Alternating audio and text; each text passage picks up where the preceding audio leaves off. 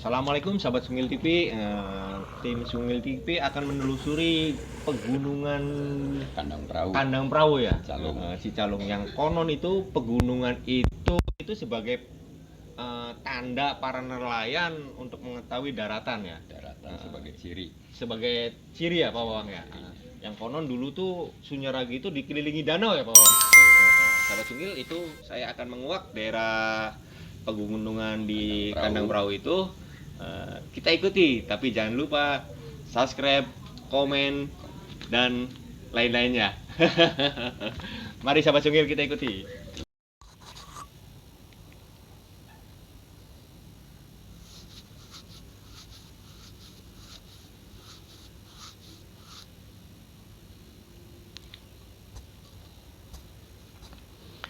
Assalamualaikum warahmatullahi wabarakatuh. Untuk pemirsa Sungul TV yang budiman, kita akan menceritakan filosofi daripada tokoh Semar, yang merupakan Semar adalah tokoh suri teladan bagi kita semua hingga saat ini. Tokoh Semar merupakan pusat dari keseluruhan Punakawan dan menjadi asal usul munculnya Punakawan. Nama Semar berasal dari kata samara yang artinya mengisi. Dalam cerita pewayangan, tokoh Semar sangat disegani oleh siapa saja, baik kawan maupun lawan. Bisa dikatakan ia adalah sumber rujukan untuk ksatria bila hendak meminta nasihat dan petunjuk dalam peperangan. Oleh karena itu, Semar ini memiliki posisi yang sangat menarik dalam pewayangan.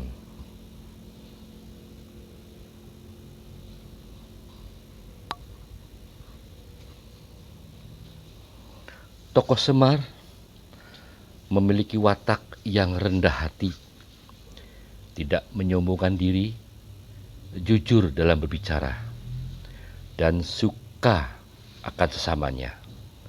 Ia juga memiliki banyak kelebihan dibandingkan dengan yang lain, tapi tak lupa diri.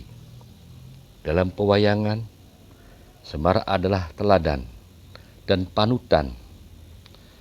Jari telunjuknya saja yang menuding ke bawah digambarkan sebagai karsa atau keinginan yang kuat untuk menciptakan sesuatu. Matanya yang sipit menunjukkan ketelitian dan keseriusan dalam mencipta.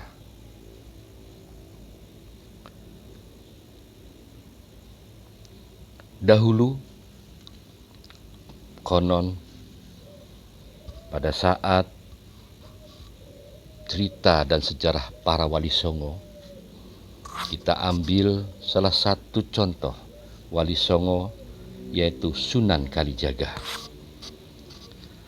Dahulunya Sunan Kalijaga menciptakan wayang sebagai sarana dakwah. Salah satu karakter pewayangan yang ada adalah Punakawan.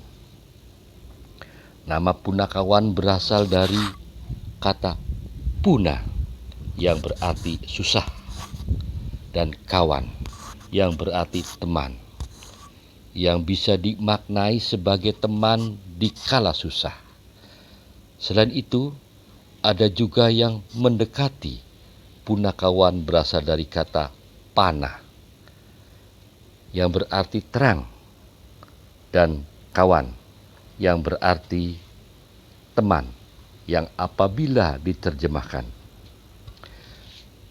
Pemirsa Sungul TV yang budiman, Punakawan terdiri dari 4 tokoh, yakni Semar, Gareng, Petruk, dan Bagong. Sunan Kalijogo atau Sunan Kalijaga membuat 4 karakter ini untuk menggambarkan kebanyakan manusia dengan segala kelebihan dan kekurangannya. Nah, kira-kira pesan apa? Nah, kira-kira pemirsa, pesan apa saja yang ditinggalkan Sunan Kalijogo atau Sunan Kalijaga lewat karakter punakawan ini? Maka dari itu, para pemirsa Sungguh TV yang budiman, kita sebagai manusia yang zaman saat sekarang ini, kita belajar, kita berilmu, kita mencari hal-hal yang positif tentang petuah daripada Semar dan para punakawannya, dan juga pesan-pesan dari Kanjeng Sunan Kalijaga atau Sunan Kalijaga. Demikian pemirsa, semoga bisa bermanfaat untuk kita semuanya. Terima kasih. Ke sana. Baik, ya, kita lanjutkan.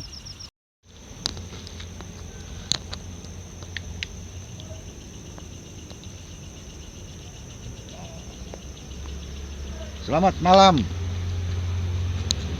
guys. Selamat berjumpa kembali dengan Sungil TV.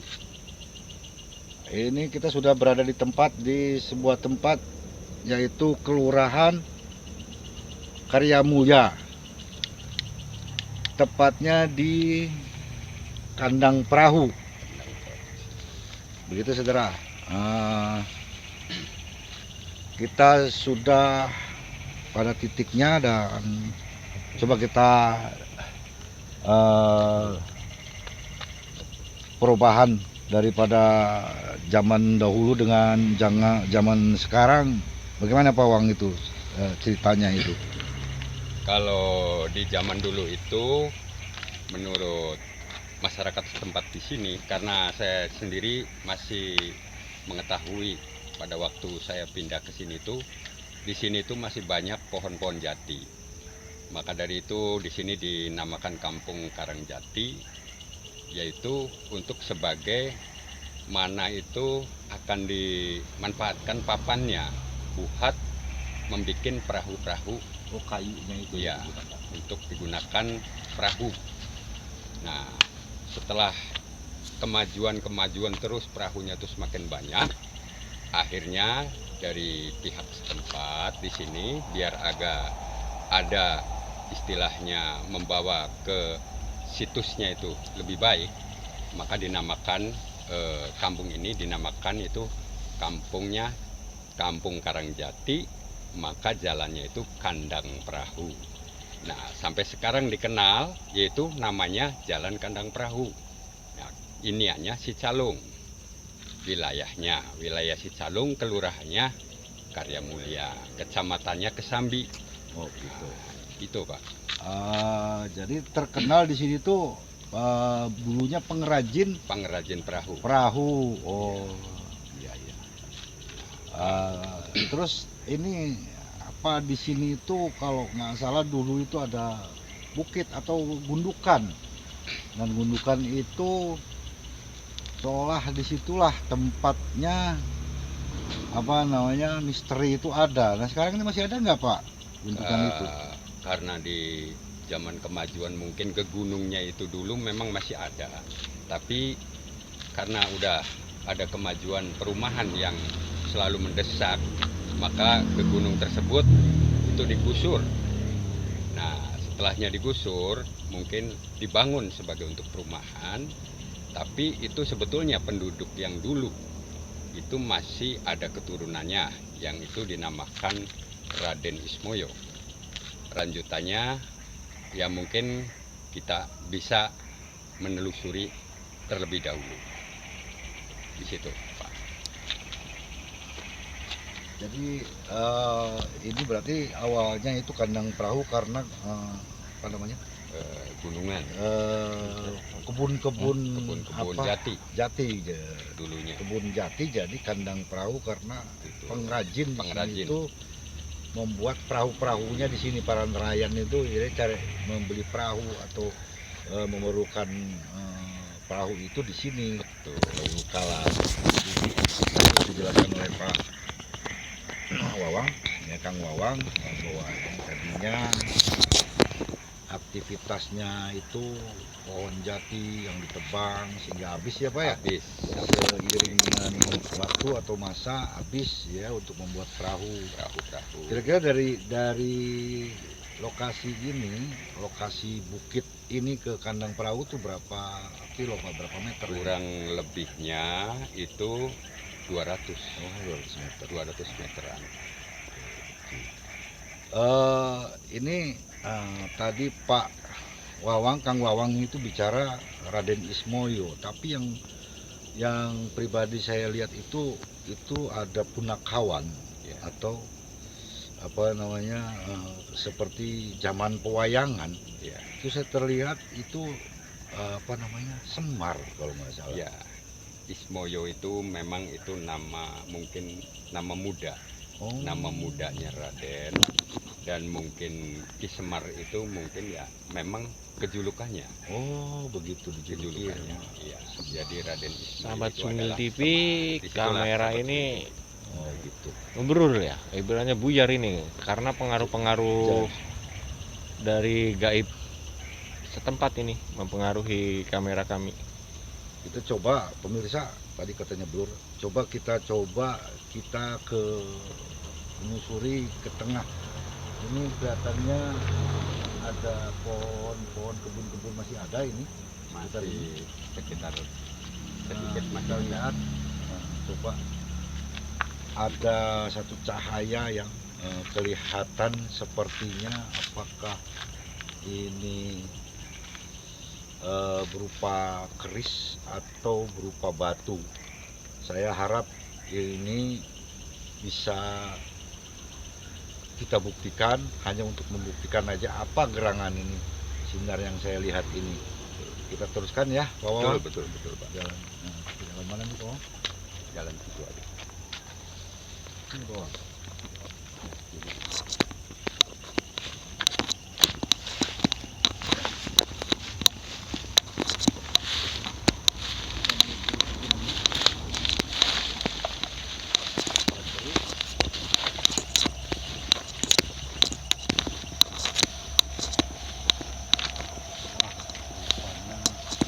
Ini sudah seperti rawa. Lecek nih, jelas. Karena sudah banyak air perumahan. Oh gitu ya, penerapan airnya ya. Penyerapan.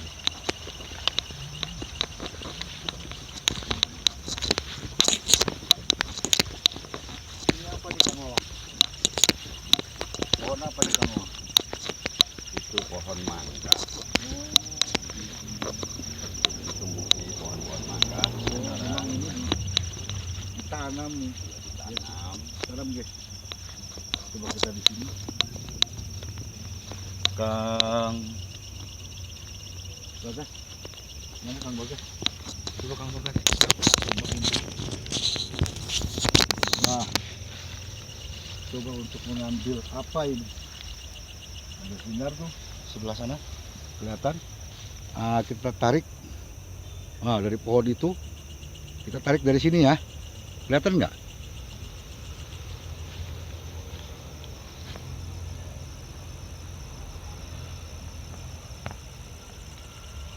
Saudara, kita coba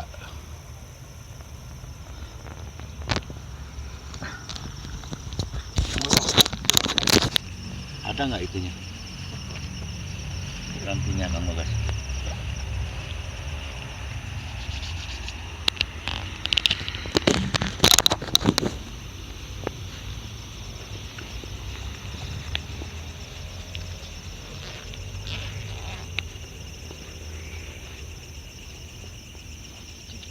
Ya, berputar mengelilingi wilayah ini. Namanya.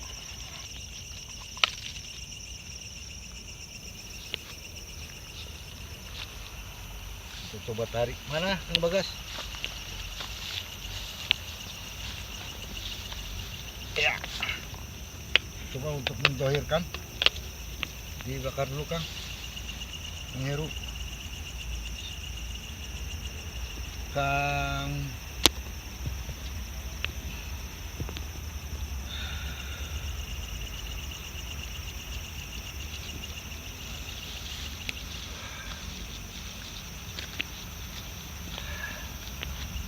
Coba cepat sedikit. Nah itu biar taruh di situ aja, itu buka ya.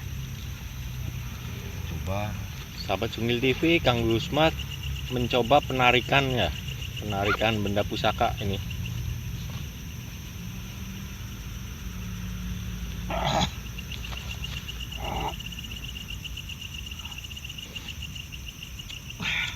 Dibantu dengan Kang Heru yang sedang membakar piranti untuk penarikan barang tersebut ya.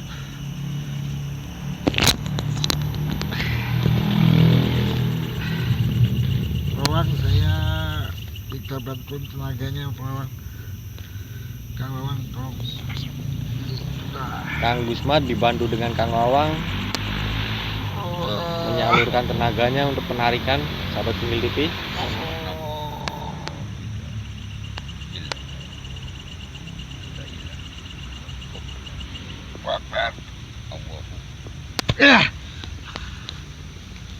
Apakah barang tersebut kena dohir? Alhamdulillah. Boleh. Alhamdulillah, sahabat Sungil TV, ini kayaknya sudah dohir nih, kena.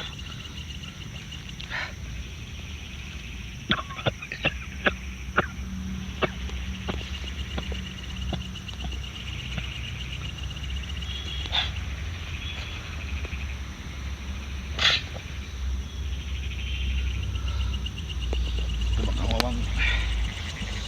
Kalanya Kang Wawang.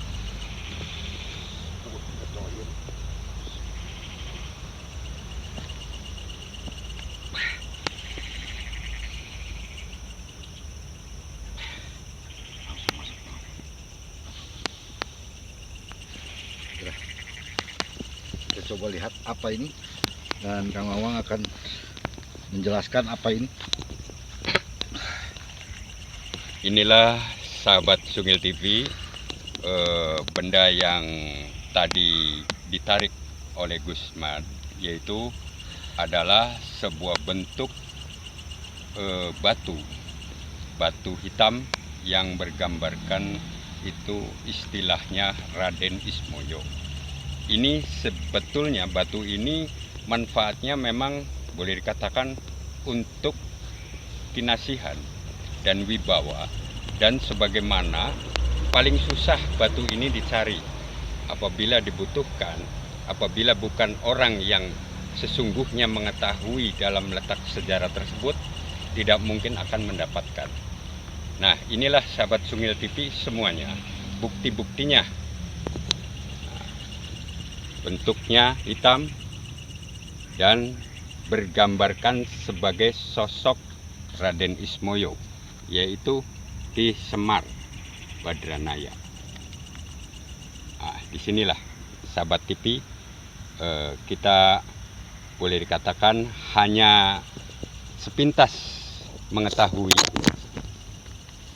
bentuk-bentuk benda-benda yang ditarik pada malam ini oleh Gusmat, yaitu batunya seperti ini.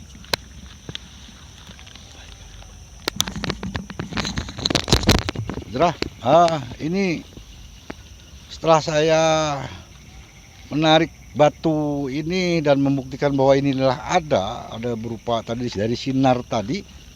Dari sinar tadi sudah terwujud dan akan dikembalikan lagi ke sini agar supaya gimana Pak kelanjutannya ini penjelasannya. Sahabat Sungil TV, ini batu ini saya akan kembalikan lagi ke asalnya, karena batu ini sebagai apa ya, kalau orang dulu itu biasanya itu menanam paku suatu ciri, pusaka ini sebagai paku saka alam, bumi. paku bumi untuk menjaga keseimbangan alam setempat ini. Dengan keadaan gunung yang sudah rata, ini sebenarnya banyak gaib, sahabat Sungil. Banyak gaib yang lari kemana-mana ini ke jalan nih. Saya melihat di situ banyak korban di jalan. Di jalan itu saya melihat itu banyak korbannya yang memakan korban ini, kejadian-kejadian kecelakaan ini larinya ke sana semua ke jalan, sahabat Sungil. Sebenarnya ini harus disempurnakan juga, ini gaib-gaib ini harus dipindah di sini, dipindah, ditempatkan ke tempat yang lain layaknya itu, supaya tidak mengganggu aktivitas warga setempat di sini, sahabat Sungil TV. Saya akan mencoba ya menetralisir supaya tidak ada terjadi korban selanjutnya, sahabat Sungil. Nah, itu saya dengar itu berapa bulan yang lalu kalau nggak salah Ramadan ya. Iya, ya betul. Itu terjadi peristiwa yang mengerikan, satu sepeda motor laki-laki dan perempuan kecelakaan di sini langsung mati ya gitu Pak Wang, gimana? Betul. Ya ada kemungkinan itu pengaruh-pengaruh wibawa juga dari paku alam tersebut mungkin. Ya itu imbasnya ya larinya ke jalan. Oke. Karena tempatnya sudah tidak ada, jadi ada kemungkinan sebagai penunggu yang ada di sini itu semuanya lari ke jalan dan mengganggu jalan. Oh begitu. Di situ. Coba Kang Bagas diupayakan untuk mengembalikan dinetralisir tempat ini agar tidak menyebar kemana-mana ini gaib. Saya akan, sahabat Sungil TV, saya akan menetralisir ya, untuk mengembalikan saya akan simpan di tempat yang Ini coba mulai dulu kita bawa ke sana ya.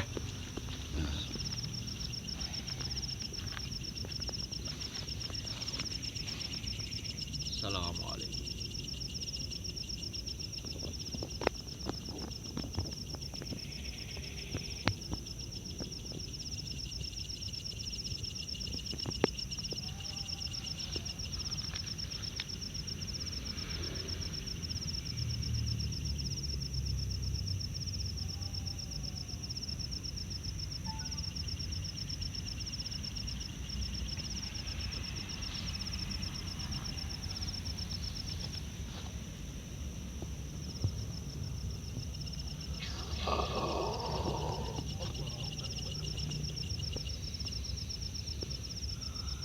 Pak Wang, tolong dikawal Pak Wang. Ini Kita langsung berjalan ke sana Pak Wang. gaib sudah saya pegang semua. Saya akan coba mengembalikan, sahabat Sungil TV. Oke, guys, kita langsung berlanjut berpindah ke daerah yang kita tuju. Guys, ini prosesi untuk menetralisir kedengaran apa yang jatuh, saya juga nggak paham, guys. Prosesi untuk pengambilan atau penarikan gaib-gaib yang membuat jalanan ataupun apapun, sehingga ini harus dinetralisir. Nanti apakah memang Pak Bagas dan Kang Bagas dan Kang Wawang ini akan dikemanakan, kita ikuti guys. Silakan Kang Kang Bagas. Wawang. Kita ini telah untuk megang salah satu, ini berat banget, ini gaib ini banyak banget. Saya coba untuk langsung ya Kang Wawan ya. Ya. Tolong pegang salah satu. Dalam segi proses pelepasan ini kamera ngeblur pemirsa. Situ terjadilah kontak aura.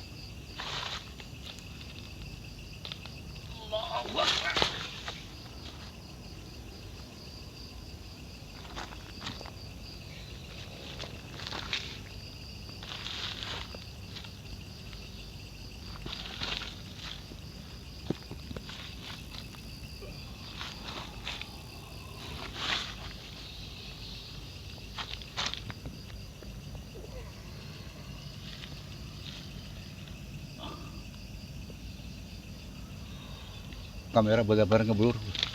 Dan prosesi setelah dilempar, prosesi sudah kembali ngebrul, guys.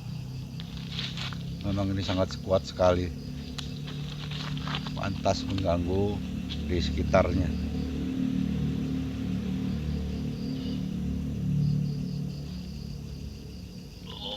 Kembali menetrasi yang lain.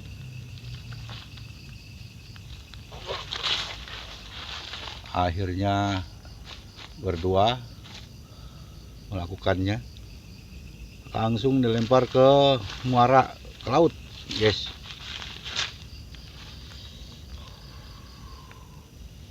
Sahabat Sungai Lipi, ini sudah saya amankan di laut ini. Mudah-mudahan dia aman di sana, di tempatnya. Demikian pemirsa, penelusuran kami tim Sungai TV yang tadi telah melakukan penelusuran di sekitaran wilayah Kandang Perahu. Banyak situs-situs di Cirebon ini yang memang belum terjamah atau belum diakui oleh semua orang, termasuk di Kandang Perahu ini. Bagaimana yang tadi Pak Wawang jelaskan, silsilah dari Kandang Perahu itu seperti apa. Di situ adalah cagar budaya untuk kota Cirebon pribadi, tapi dengan tergerusnya zaman itu bukit sudah tidak ada, pemirsa. Disitulah kami tim Sungil TV ingin membudayakan, ingin menerangkan bahwa di Cirebon ini banyak, pemirsa, situs-situs yang memang harus dijaga agar untuk ke depan anak cucu kita bisa tahu bahwa di Cirebon ini ada apa, situs budayanya seperti apa gitu.